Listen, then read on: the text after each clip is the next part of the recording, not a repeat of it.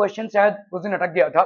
Root n is a natural number, ठीक है, आपका यहाँ पे सीबीएसई का कॉम्पिटेंसी बेस्ड क्वेश्चन है ये, ठीक है, और रूट एन आपका एक नेचुरल नंबर है such that n is greater than 1, n आपका ग्रेटर देन 1 है, which of these definitely be expressed as a product of primes, ठीक है, तो रूट एन एक नेचुरल नंबर है such that n is greater than 1। अभी root n भाई साहब एक नेचुरल नंबर है, can definitely be expressed as a product of primes. तो यहाँ पे ना पूरा क्वेश्चन नहीं दिया हुआ है actually, root n is a natural number, it's a square number भी है, देखो आंसर में दिया हुआ है n is a natural number, n can be ऐसे, ठीक है, under root n is a natural number, can be express as a product of primes. तो if n is a perfect square, ये दिया नहीं हुआ यहाँ पे, ठीक है, अगर एन आपका परफेक्ट स्क्वायर है, अगर एन आपका परफेक्ट स्क्वायर है तो आप अंडर रूट एन को क्या एक्सप्रेस कर सकते हैं as a product of primes. जैसे समझो अंडर रूट परफेक्ट स्क्वायर कोई उठा लेते हैं, जैसे अंडर रूट 9 है, इसको आप क्या लिख सकते हैं 3 इंटू 3, तो ये प्रोडक्ट ऑफ प्राइम्स हो गया कि नहीं, ठीक है। अंडर रूट 16 है तो इसको क्या लिख सकते हैं 4 इंटू 4, ठीक है, जिसको अपन क्या लिख सकते हैं 2 इंटू 2 इंटू 2 इंटू 2, तो प्रोडक्ट ऑफ प्राइम्स हो गया, है ना, क्लियर है। जैसे अंडर रूट 100 है, अंडर रूट 100 को अपन क्या लिख सकते हैं 10, so that will be 2 into 5 product of primes। so any square number उसका जो अंडर रूट होगा उसको आप as a product of primes लिख सकते हैं, तो यहाँ पे परफेक्ट स्क्वायर का कंडीशन मिसिंग है, ठीक है। On that basis yes we can say that this is a product of primes. N n जो नंबर है वो भी एक प्रोडक्ट ऑफ प्राइम्स ही होगा, दिस इज ऑल्सो करेक्ट। हाँ, अंडर रूट एन बाई 2 यहाँ पे आपका भाई साहब प्रोडक्ट ऑफ प्राइम्स होगा कि नहीं हम बता नहीं सकते, क्योंकि देखो जैसे यहाँ पे 9 है, ठीक है, तो अंडर रूट 9 परफेक्ट स्क्वायर है ये, अंडर रूट 9 बाई 2 कितना आ जाएगा बोलो आपका 3 बाई 2, जो आ जाएगा कितना 1.5। क्या इसको आप प्रोडक्ट ऑफ प्राइम्स में एक्सप्रेस कर सकते हैं, no, although it is a rational number but you can not express it as a product of primes, ठीक है। तो आपका भाई साहब यहाँ पे कौन कौन से सही हो जाएंगे, which of these can definitely be express as a product of primes, ठीक है, 1 2 and 3 no, only 1 and 2 definitely be express as a product of primes, only 1 and 2, ठीक है, क्लियर है। ओके ओके ओके, बाकी सब तो ये वाले हो गए थे हमारे।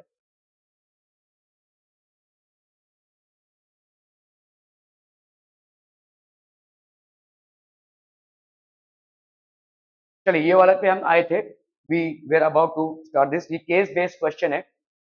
To enhance the reading skills of grade 5 students the school nominates you and two of your friends to set up a class library. There are two sections A and section B of grade 5. There are 48 students. तो आपके section A में कितने students हैं भाई साहब 48 students, ठीक है, 48 students in section A and 54 students in section B। तो 48 students in section A and 54 students in section B। Right 54 as a product of primes, क्या हो जाएगा बोलो, अरे बोलो ना भाई साहब कैसे करेंगे इसको, 2 27 जा 3 9 जा 3 3 जा 3 1 जा, तो 54 को कैसे लिख सकते हैं 2 इंटू 3 इंटू 3 इंटू 3, तो दैट विल बी 2 इंटू 3 का क्यूब, तो 54 को अपन लिख सकते हैं 2 इंटू 3 का क्यूब, तो 54 can be written as 2 into 3 का क्यूब, ठीक है। What is the minimum number of books you will require for the class library so that they can be distributed equally among students of section A और section B। कितना हो जाएगा minimum number of books,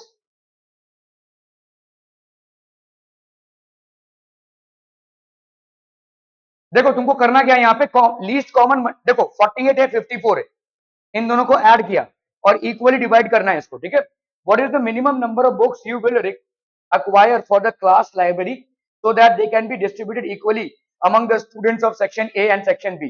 तो अपने को करना क्या है भाई साहब यहाँ पे 48 का भाई साहब क्या हो जाएगा 48 का है, किधर गया भाई साहब, 2 2 जा 4 4 2 जा 8 8 2 जा 16 16 3 जा 48, so this will be 2 raised to 4 into 3 और 54 का कितना है बोलो, this will be 2 into 3 into 3 into 3, so that is 2 into 3 cube।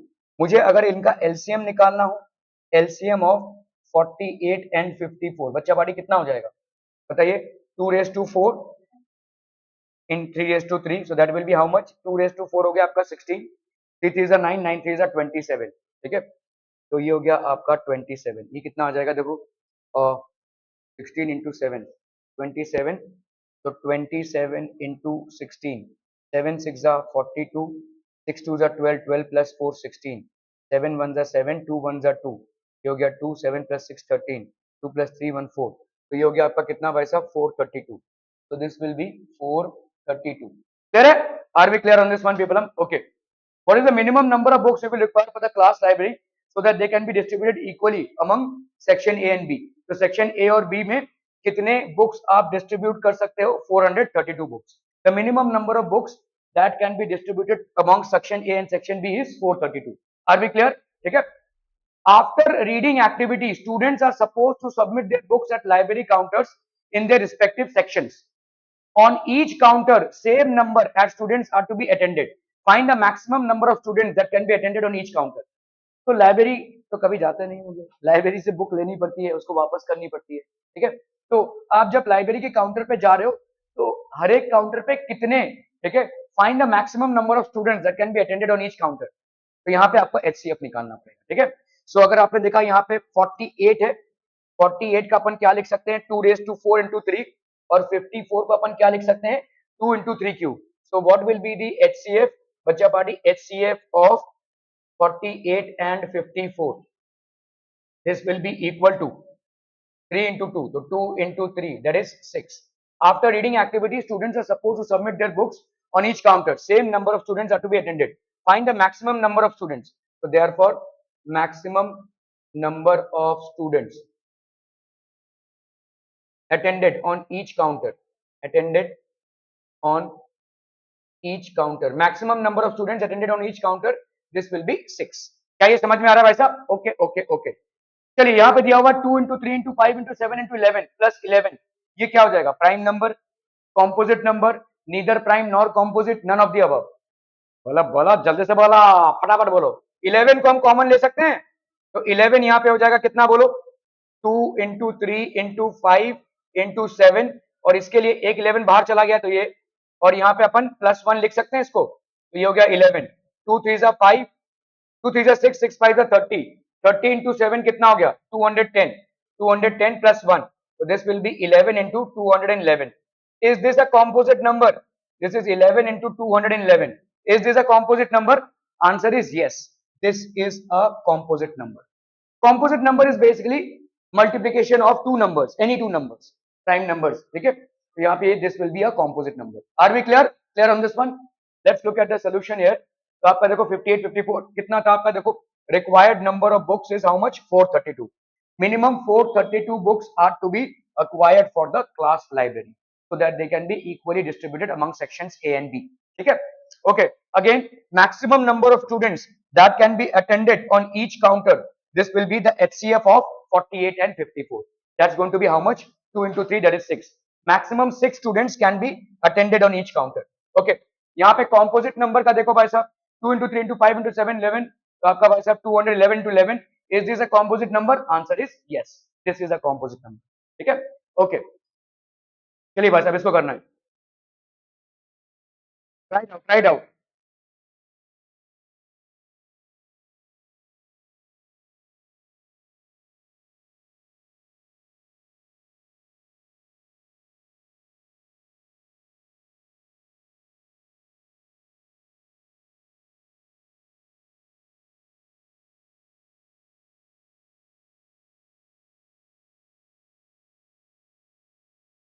देखो यहाँ पे क्या बोला है, a seminar is being conducted by an educational organization where the participants will be educators of different subjects. The number of participants in Hindi में आपके 65, English में 91 and mathematics में 117 है. In each room, the same number of participants are to be seated and all of them being in the same subject. Hence, find the maximum number of participants that can be accommodated in a room. तो maximum number of participants क्या हो जाएगा, highest common factor, ठीक है। चलिए करते हैं भाई साहब, यहाँ पे आपका क्या क्या है 65, 65 को भाई साहब डिवाइड करो, यहाँ पे 65 हो गया आपका क्या 5, 13, 13 1 जा, so this will be 5 into 13, ठीक है। then we have 91, 91 को डिवाइड कीजिए 7 1 जा 7, 7 3 जा 21, 13 1 जा, तो ये 91 हो गया आपका कितना 7 into 13, ठीक है 117 का कितना हो जाएगा भाई साहब यहाँ पे 3 3 जा 9 3 9 जा 27 3 13 जा 13 1 जा ठीक है तो आपका यहाँ पे 117 का कितना हो गया 3 स्क्वायर इंटू 13 ठीक है तो आप बताइए यहाँ पे in each room same number of participants are to be seated and one of them is being in each subject find the maximum number of participants so therefore maximum number of participants in each room maximum number of participants in each room कितना हो जाएगा बोलो each room this will be equal to 13 ये कितना हो जाएगा भाई साहब 13 ठीक है what is the minimum number of rooms required कितने rooms require होंगे तो आप पहले ऐड कर लीजिए इनको भाई साहब if you basically add them तो कितना हो जाएगा बोलो 65 plus 91 plus 117 टोटल कितने हो गया भाई 7 plus 1 8 8 plus 5 13 6 plus 1 7 9 plus 7 16 16 plus 1 17 1 plus 1 2 273 हो गए 273 टोटल है और हर एक रूम में कितने एडजस्ट कर रहे हैं आप 13 ठीक है so therefore what is the minimum number of rooms required number of rooms required number of rooms required this will be 273 by 13 13 2s are 26 21 rooms ठीक है तो यहाँ पे ये आंसर हो जाएगा भाई साहब आपका ये वाला आंसर हो गया कितना 13 ये वाला आंसर हो गया आपका 13 ये वाला आंसर हो जाएगा कितना आपका 21 एलसीएम इसका एलसीएम कितना हो जाएगा बोलो हमने किया हुआ यहाँ पे एलसीएम कितना हो जाएगा LCM of 65 91 117 is equal to 13 तो होगा ही 13 इंटू 5 इंटू 7 इंटू 3 का स्क्वायर तो ये तो हो गया आपका 65 इंटू 7 5 7 जा 35 6 7 जा 42 प्लस 3 45 45 इंटू 9 5 9 जा 45 9 5 जा 45 45 प्लस 4 49 9 4 जा 36 36 प्लस 4 40 4095 तो है नहीं ऑप्शन ओके तो ये हो जाएगा आपका कितना 4095 the product of HCF and LCM of this and this is तो एचसीएफ और एलसीएम का पैसा प्रोडक्ट कितना हो जाएगा एचसीएफ आप निकाल चुके हो कितना है 13 और एलसीएम आपने निकाला कितना है 4095 ठीक है तो कर लो भाई साहब इसको मल्टीप्लाई 4095 इंटू 13 5 3 जा 15 9 3 जा 27 28 0 3 जा 02 4 3 जा 12 ठीक है ये हो गया 5 9 5 1 जा 5 9 1 जा 9 0 1 जा 0 5 1 जा 5 9 1 जा 9 0 1 जा 0 4 1 जा 4 this gives you 5 8 plus 5 13 2 plus 1 3 9 plus 10 11 12 3 5 ठीक है 5 3 2 3 5 so this will be option D ठीक है क्लियर है देख लीजिए भाई साहब यहाँ पे एचसीएफ कितना है 13 फिर आपने भाई साहब इसको किया तो 21 देन एलसीएम आ गया आपका कितना 4095 and finally this answer are we clear mobile देख रहा है ना तो ओके नेचुरल नंबर्स पे रैशनल नंबर्स पे the product of a non zero rational and an irrational number non zero rational और एन इरैशनल नंबर एक रैशनल नंबर और इरैशनल नंबर को मल्टीप्लाई करोगे तो क्या आएगा इरैशनल आएगा कि नहीं जैसे 2 को तुम अंडर रूट 2 से मल्टीप्लाई करोगे तो कितना आएगा 2 under root 2 is always irrational समझ में आ रहा है भाई साहब ओके ओके ओके सीबीएसई 2012 का क्वेश्चन है the reciprocal of an irrational number is irrational ही होगा भाई साहब अभी देखो जैसे अंडर रूट 2 क्या है इरैशनल है 1 बाय अंडर रूट 2 क्या होगा ऑब्वियसली इरैशनल ठीक है okay the product of two irrational numbers is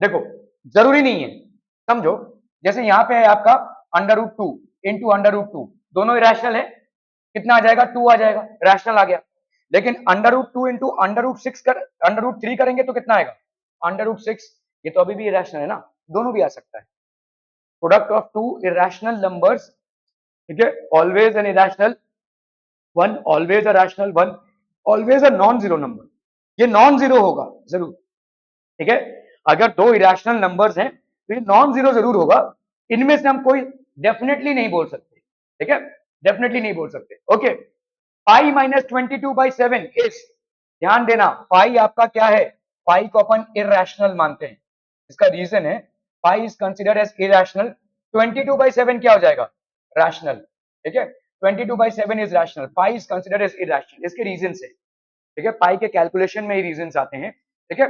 तो an irrational number minus a rational number will be यहाँ पे जीरो मत लिख देना भाई साहब, will be an irrational number, ये इरेशनल नंबर हो जाएगा। एन इरेशनल माइनस रैशनल, तो ये आपका क्या हो जाएगा, दिस विल बी इरेशनल, ठीक है, एन इरेशनल नंबर। पाई याद रखिए, इसको नोट कर लीजिए, pi is an irrational number, pi is an irrational number, ठीक है। और 22/7 आपका क्या है भाई साहब, रैशनल नंबर है, रैशनल नंबर है। Pi is an irrational number, 22/7 is a rational number, ठीक है। ओके ओके ओके, चलिए भाई साहब ये वाला सवाल जरा देखिए ठीक से। टू रिप्रेजेंटेशंस, अभी आप ध्यान से देखो यहाँ पे, ठीक है।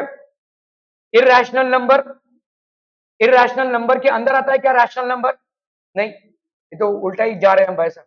Rational number is not a part of irrational number. देखो ये बड़ा सेट है, उसके अंदर ये, उसके अंदर ये सब है, ठीक है। ओके, इसमें आते हैं, देखो रियल नंबर्स, पहला सेट, रियल नंबर्स के अंदर रैशनल नंबर्स और इरेशनल नंबर्स दोनों भी आते हैं, ठीक है। तो इरेशनल नंबर्स, इरेशनल नंबर्स के अंदर रैशनल नंबर्स, फिर आपके integers, whole numbers, natural numbers, this would be correct, ठीक है, ये रॉन्ग है आपका, ठीक है।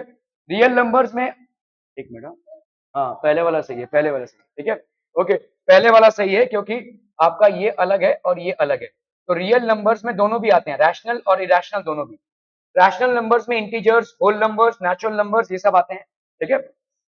इरेशनल नंबर्स में ये सब नहीं आते हैं, this is wrong, this is the correct one, ठीक है। Which one is correct, so representation one is correct, ठीक है, क्लियर है। Okay okay okay, find the smallest natural number which divides 2205 to make its square root a rational number। ये सब आप 8 में कर चुके हैं, देखो 2205 है, इसको भाई साहब करो, ये हो गया आपका 2205, है ना। 5 से स्टार्ट कर दो, क्या जाता है, 5 4 जा 20, 5 4 जा 20, 5 1 जा 5, ठीक है। यहाँ पे क्या लिख सकते हो, 21 लिख सकते हैं बेसिकली। 3 से जाएगा भाई साहब, ये 3 1 जा 3, 3 4 जा 12, 3 7 जा, 3 4 जा 12, 3 9 जा, 7 7 जा, 7 1 जा, ठीक है, क्लियर है भाई साहब। ओके, तो 2205 को अपन क्या लिख सकते हैं, it can be written as 5 into 3 का स्क्वायर इंटू 7 का स्क्वायर, 5 इंटू 3 का स्क्वायर इंटू 7 का स्क्वायर, क्लियर है क्लियर है क्लियर है। ओके, तो ये हो गया 2205। Find the smallest natural number which divides, तो कौन सा ऐसा नेचुरल नंबर रहेगा जिससे अगर आप डिवीजन करोगे तो ये परफेक्ट स्क्वायर बन जाएगा। देखो परफेक्ट स्क्वायर तो ये है, परफेक्ट स्क्वायर तो ये है, अगर मैंने इसको उड़ा दिया तो ये परफेक्ट स्क्वायर बन जाएगा। तो 2205 if I divide this by 5 तो ये उड़ जाएगा, ठीक है, it will become a perfect square, ठीक है। तब आपका क्या हो जाएगा, this will be equal to 3 square into 7 square, और इसका अगर अंडर रूट निकालोगे तो क्या आ जाएगा, 3 इंटू 7, ठीक है।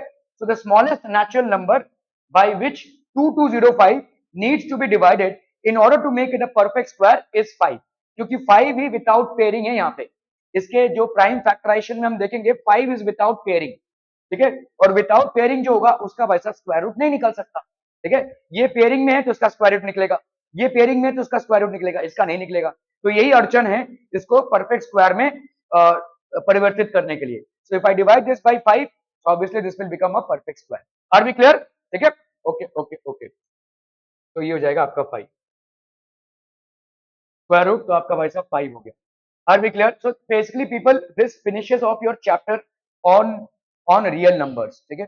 रियल नंबर्स वाला आपका चैप्टर खत्म हो गया है। मैं एनसीईआरटी के कुछ और सवाल आपको करवाऊंगा जो एग्जाम्पलर पोर्शन में है, ये आपके कॉम्पिटेंसी बेस्ड क्वेश्चंस थे जो या तो सैंपल पेपर में इंक्लूड हुए हैं या तो एक्चुअली बोर्ड्स में आए हुए हैं, ठीक है, जो आपके करंट सिलेबस से मैच होते हैं। आपके पास बहुत सारे लोगों के पास हो सकता है पुरानी एनसीईआरटी की बुक हो, उसमें ऐसे बहुत सारे क्वेश्चंस हैं जो डिलीटेड हो चुके हैं, वो मेरे पास भी है लेकिन मैं आपको करवा नहीं रहा हूँ, क्यों टाइम वेस्ट करें जो नहीं आने वाला है उसमें, ठीक है। तो ये सारा आपका रियल नंबर्स का था। वीडियोस को अच्छे से देख लीजिए, मैं एक और शायद लेक्चर लूंगा जिसमें आपके एनसीईआरटी के सवाल कवर करूंगा, उसके बाद ये चैप्टर कंप्लीटली डन हो जाएगा। We are done with one chapter in English which is basically a letter to God, and we are doing currently the chapter in SST which is rise of nationalism in Europe, ठीक है। We should be done with all these 3 chapters by Wednesday, ठीक है, Wednesday तक खत्म हो जाना चाहिए। तो आप एक्सपेक्ट करते हैं कि अगले सैटरडे को आपका एक टेस्ट होगा, ठीक है। जैसे जैसे चैप्टर्स खत्म होते जाएंगे, I will be conducting test, I will be providing you with the notes. Books जब तक आ रही है तब तक आ रही है, लेकिन तब तक तो मैं अपने से नोट्स दे सकता हूँ आपको, ठीक है। उनको जरा पढ़ कर आइएगा और फिर अपन वी विल कंडक्ट टेस्ट। आप लोगों में से संस्कृत किसको है? किसी को नहीं। मराठी किसको है? आपको है। आपका हिंदी है। आप हिंदी, हिंदी, हाँ।